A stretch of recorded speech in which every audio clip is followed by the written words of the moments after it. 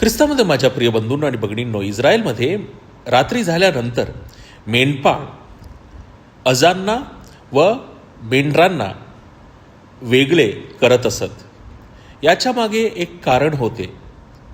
कारण बकरी अथवा अज बाहेर राहू शकतो, खुल्या मैदानीत राहू शकतो, परंतु मेंढरांना सुरक्षेची गरज होती आणि म्हणून त्यांना आतमध्ये पिंजऱ्यात ठेवण्यात येत होते.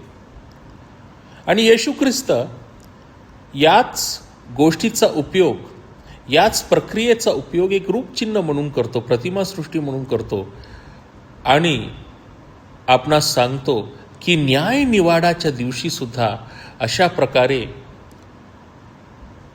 चांगल्या लोकांना, विशुद्ध लोकांना, पवित्र लोकांना व दुष्ट लोकांना वेगळा करण्यात येईल.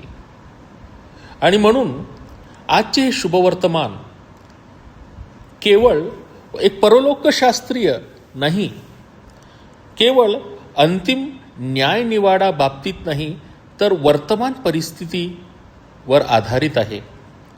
वर्तमानच्या स्थितीत, या परिस्थितीमध्ये आपण इतरांना मदत करतो का?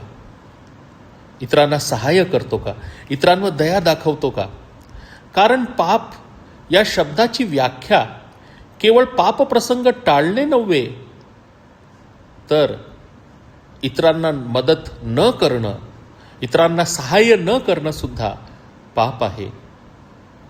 आणि म्हणून या प्रायश्चित काळात करुणेचा, दयेचा माध्यम बनूया. आमेन.